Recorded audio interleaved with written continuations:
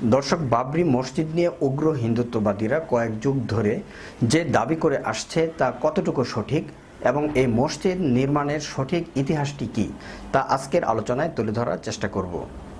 আজকের এই আলোচনায় আমাদের সঙ্গে থাকছেন ঢাকা বিশ্ববিদ্যালয় ইসলামের ইতিহাস ও সংস্কৃতি বিভাগের শিক্ষক অধ্যাপক ডক্টর সিদ্দিকুর রহমান খান।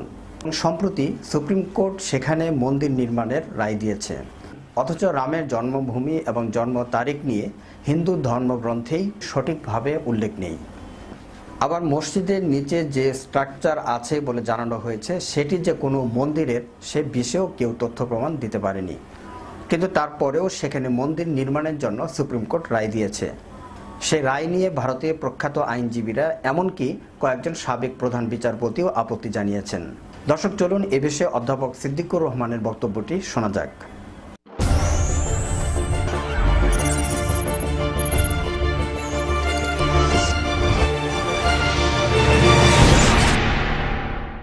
সম্প্রতি ভারতের বাবরি মসজিদ বিষয়ে ভারতের সুপ্রিম কোর্ট একটা রায় দিয়েছে, যে রায়ে বলা হয়েছে যে সেখানে রাম মন্দিরই নির্মাণ হবে এবং মসজিদের জন্য একটা আলাদা জায়গা দেওয়ার জন্য বলা হয়েছে। তো অনেকদিন যাবতই বিজেপি বা বিভিন্ন হিন্দুত্ববাদী সংগঠনগুলো যে দাবি করে আসছে যে এখানে রাম মন্দির ছিল সেটা ভেঙে মসজিদ করা হয়েছে, আসলে এটার ইতিহাসটা কি? সুপ্রিম কোর্ট সেই রাম মন্দির তারা যেটা দাবি করছিল যেখানে ছিল বাবরি মসজিদ, সেই বাবরি মসজিদের জায়গায় 2.77 একর জায়গা হিন্দুদেরকে রাম মন্দির পুনর্নির্মাণের জন্য সুপ্রিম কোর্ট একটা আদেশ দিয়েছে এবং মুসলমানদেরকে অযোধ্যাতেই 5 একর জায়গা দেওয়ার জন্য একটা মসজিদ নির্মাণের জন্য দেওয়া হয়েছে। এটি নিয়ে ভারতবর্ষে এখন তুমুল একটি বিতর্ক চলছে। আচ্ছা দেখেন ইতিহাস কি বলে। এই যে বাবরি মসজিদ অযোধ্যাতে যেটি নির্মাণ করা হয়েছিল, সেই মসজিদটি নির্মাণ করা হয়েছে 1528-29 খ্রিস্টাব্দে এবং মুঘল শাসনের যে প্রতিষ্ঠাতা ভারতবর্ষে জহিরুদ্দিন মোহাম্মদ বাবর, তার নামে এই মসজিদটি নির্মাণ করেছিলেন। তারই একজন সেনাপতি এবং অযোধ্যাতে যিনি শাসন কর্তৃত্বে নিযুক্ত ছিলেন তার নাম হচ্ছে মীর বাকি, তাসকন্দের লোক ছিলেন, সে মীর বাকি তাসকন্দি। এবং এই মসজিদটি নির্মিত হয়েছিল 1528-29 খ্রিস্টাব্দে, যখন পানিপথের প্রথম যুদ্ধে জহিরুদ্দিন মোহাম্মদ বাবর তিনি কিন্তু ভারতবর্ষে একটা মুসলিম শাসন উৎখাত করেই সেখানে মুঘল সাম্রাজ্যের ভিত্তি স্থাপন করেছিলেন। এটা কোনো হিন্দু শাসন উৎখাত করে নয়।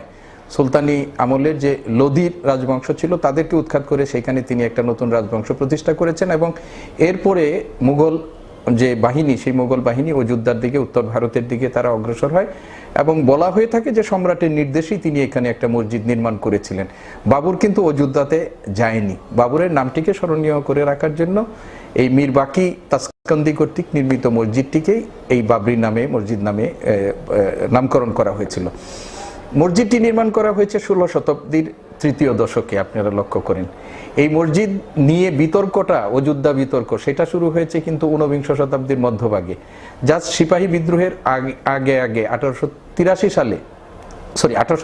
সালে এখানে একটা হিন্দুত্ববাদী সংগঠন তারা প্রথম এখানে দাবি করে ব্রিটিশ শাসনামলে যে এখানে রামের জন্মভূমি, এখানে রামের জন্ম হয়েছিল। কিন্তু আমরা যদি ইতিহাসের ছাত্র হিসেবে আমরা যদি দেখি যে রামের জন্মভূমি নিয়ে কিন্তু অনেক বিতর্ক আছে এবং এই বিতর্কগুলো সবগুলোই কিন্তু 19বিংশ শতাব্দীর দিকে এসে এই বিতর্ক তৈরি হয়েছে। 16 শতাব্দীতে এই মসজিদটা নির্মাণ হয়েছে আর 19বিংশ শতাব্দীর মধ্যভাগে এসে 300 বছর পরে এসে এই মসজিদের স্থান নিয়ে বিতর্কটা ভারতবর্ষে শুরু হয়েছে। এর আগে কিন্তু কেউ এই জায়গা নিয়ে কোনো বিতর্ক উত্থাপন করে না এবং এই বিতর্ক উত্থাপনের পিছনেও কোনো কিন্তু ঐতিহাসিক ভিত্তিও নেই। রামের জন্মভূমি নিয়ে কিন্তু অনেক বিতর্ক আছে। ভারতবর্ষে রামের জন্মভূমি কোথায় এবং কোথায় তিনি জন্মগ্রহণ করেছিলেন, এবং আপনি এই বিতর্কগুলো সব শুরু হয়েছে 19বিংশ শতাব্দীতে এসে। আমরা ওদের ধর্মগ্রন্থ, আপনি যদি মনুস্মৃতি যদি আমরা দেখি, বিষ্ণুস্মৃতি, সেই বিষ্ণুস্মৃতিতে 85 নম্বর অধ্যায়ে ভারতবর্ষের এই হিন্দুদের প্রায় 50টার বেশি তীর্থস্থানের কথা বলা হয়েছে। সেই তীর্থস্থানের কোথাও কিন্তু এই অযোধ্যাতে আজকে যেখানে বাবরি মসজিদ যেটা নিয়ে বিতর্ক হচ্ছে সেই জায়গাটার নাম কিন্তু তীর্থস্থান হিসাবে বিষ্ণু স্মৃতির মধ্যেও নেই, তাদের ধর্মগ্রন্থ বিষ্ণু স্মৃতির মধ্যে। পরবর্তীতে আমরা দেখি যে এই ভারতবর্ষে আপনার এরকম তীর্থস্থান হিসাবে তুলসীদাস বলে একজন ভারতের বিখ্যাত হিন্দু পণ্ডিত, তিনি রামচরিত রচনা করেছেন 1574 সালে। বাবরি মসজিদ নির্মাণেরও 40 বছরের মতো পরে একটা করেছেন। তো সেই গ্রন্থে, রামচরিত গ্রন্থ, সেখানেও কিন্তু রামের জন্মস্থান হিসাবে আজকে অযোধ্যাতে তারা যেটা দাবি করছে সেই দাবি সমর্থনে কোনো বক্তব্য সেখানে নেই।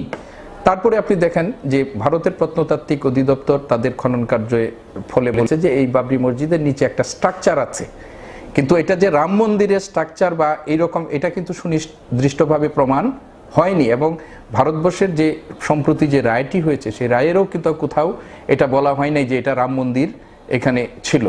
আপনি প্রত্নতাত্ত্বিক জরিপে একটা জিনিস প্রমাণিত হয়েছে যে ওইখানে যেখানে বাবরি মসজিদ আছে সেটা খ্রিস্টপূর্ব 1000 বছর পূর্বে এখানে কোনো মানব বসতি ছিল এরকম প্রমাণও কিন্তু তারা করতে পারেনি। আর রামের জন্ম হচ্ছে খ্রিস্টপূর্ব 1000 অব্দের পূর্বে। যদি সেইটাই হয়ে থাকে তাহলে রামের জন্মভূমি হিসাবে এই জায়গাটাকে প্রমাণ করা যায় না। এবং এই কারণেই দেখবেন যে হিন্দু ধর্মতত্ত্ববিদ বা তাদের মধ্যে পণ্ডিতরা যেগুলো কথা বলেছেন সেখানে কিন্তু রামের জন্মস্থান হিসাবে অযোধ্যার বাইরেও আরও কতগুলো স্থান নির্দেশ করা হয়েছে যে এইখানে রামের জন্মভূমি ছিল। এবং সম্প্রতি এই রায়টি হওয়ার পরেও আপনার জওহরলাল নেহেরু ইউনিভার্সিটির একজন ইতিহাসের অধ্যাপক মৃদুলা চক্রবর্তী, তারপরে আমরা দেখছি যে ভারতীয় সুপ্রিম কোর্টের সাবেক বিচারপতিদের মধ্যে কয়েকজন, এবং এই মামলা যারা পরিচালনা করছিলেন সুন্নি ওয়াকফ স্টেটের পক্ষে, বাবরি মসজিদের পক্ষে রাজীব ধাওয়ান প্রখ্যাত আইনজীবী, তারা কিন্তু প্রত্যেকেই বলেছেন যে আমরা কোর্টে প্রমাণ করে দিয়েছি যে এইখানে হিন্দুত্ববাদীদের যে দাবি যে রামের জন্মস্থান ছিল বা রাম মন্দির ছিল, সেইখানে এটা কোনো প্রমাণ করা যায়নি। এটা তারা তাদের বিশ্বাসের উপর, মিথের উপর ভিত্তি করে তারা এই দাবিটি করছে। এবং সুপ্রিম কোর্ট সেই দাবিটিকেই মেনে নিয়ে প্রকারান্তরে হিন্দুত্ববাদী, উগ্র হিন্দুত্ববাদীদের কাছে তারা নথি স্বীকার করেছেন। এবং রাষ্ট্রের যে নীতি, সেই নীতির কাছেই সুপ্রিম কোর্ট নথি স্বীকার করেছেন। তো আমরা যে কথাটা মুদ্রা কথায় বলতে চাই সেটা হলো যে ভারতবর্ষে এই যে এখন রাম মন্দির বিতর্ক, অযোধ্যা বিতর্ক, সেটা কিন্তু ব্রিটিশ আমলে, এবং ব্রিটিশরা তাদের চিরাচরিত একটা নীতি, যেখানেই তারা কলোনি স্থাপন করেছে, ডিভাইড অ্যান্ড রুল, যে স্থানীয় জনগণের মধ্যে এদেরকে ভাগ করো এবং শাসন করো। এবং ব্রিটিশরা এই দীর্ঘদিন ধরে ভারতবর্ষে হিন্দু মুসলমান যারা সাম্প্রদায়িক সম্প্রীতির বন্ধনে আবদ্ধ থেকে তারা পরস্পর অবস্থান করেছেন, একটা এইখানে হিন্দুদের একটা প্রতিষ্ঠান, ধর্মীয় মন্দির, পাশেই একটা মুসলমানদের মন্দির, এখানে আজান হচ্ছে, এখানে শঙ্খধ্বনি হচ্ছে, উলুধ্বনি হচ্ছে, পূজা হচ্ছে, কোনো রকমের তাদের মধ্যে কোনো সাম্প্রদায়িক দাঙ্গা বিভেদ এগুলো তৈরি হয়নি।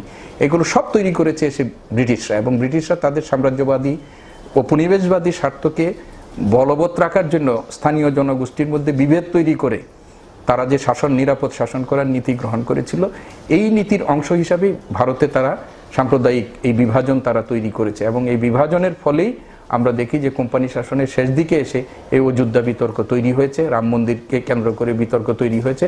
এবং 1855 সালে সরকার এই বিতর্কটাকে বা দুই সম্প্রদায়ের মধ্যে একটা সম্প্রীতি তৈরি করার জন্য এই জায়গাটাকে দুই ভাগে বিভক্ত করে দিয়েছিল, বাহিরের অংশটা হিন্দুদের জন্য এবং ভিতরে যেখানে মুসলমানদের আছে সেখানে। এবং আপনারা দেখবেন যে বিংশ শতাব্দীতে যে এসে আমরা দেখি 1949 সালে এই উগ্র হিন্দুবাদী সংগঠনের নেতৃত্ব রাতের অন্ধকারে গোপনে সেখানে গিয়ে একটা মূর্তি এই বাবরি মসজিদের ভিতরে তারা প্রতিস্থাপন করেছিল। ফলে যে উত্তেজনাটা দেখা দেওয়ার পর সরকার কিন্তু এই মসজিদটাকে সিলগালা করে দিয়েছে, দীর্ঘদিন এটাকে আর ব্যবহার করার যায়নি। 92 সালে এসে এই ভেঙে দেওয়া হলো। এবং এরপরে সরকার কিন্তু এখানে একটা অবস্থা তৈরি করে রেখেছিল, এবং একটা ধর্মীয় উপাসনালয় আইন বলেও একটা আইন তারা তৈরি করেছে। এবং এই আইনের মাধ্যমে ভারতবর্ষের অন্যান্য ধর্মীয় যেগুলো প্রতিষ্ঠান আছে সেগুলো সুরক্ষার একটা গ্যারান্টিও এই আইনের মধ্যে দিয়েছে, অ্যাকসেপ্ট বাবরি মসজিদ। তারপরে 92 সালের পর থেকে আপনারা জানেন যে 2000 সাল থেকে এই মামলা হয়েছে, এবং এই মামলা দীর্ঘদিন পরিচালিত হয়েছে। এবং যারা যুক্তিনিষ্ঠ মানুষ ভারতবর্ষের, আপনি দেখেন হিন্দু সম্প্রদায়ের অনেকেই আজকে মাঠেও নেমেছে, তারা যুক্তিনিষ্ঠ মানুষ মনে করেছেন যে একটা মিথকে কেন্দ্র করে কোর্ট বিচার একটা রায় দিতে পারে না। এবং এই রায়টি তারা দিয়ে প্রকৃত অর্থে ভারতের যে সংবিধান, এই সংবিধানের ধারাও তারা লঙ্ঘন করেছেন। এবং ভারতে যে আপনার রাষ্ট্রে একটা সকল সম্প্রদায়ের স্বাধীনভাবে ধর্ম কর্মপ্রচারের যে তাদের যে আচার অনুষ্ঠান উদযাপনের যে স্বাধীনতা, সেটাকেও খর্ব করা হয়েছে।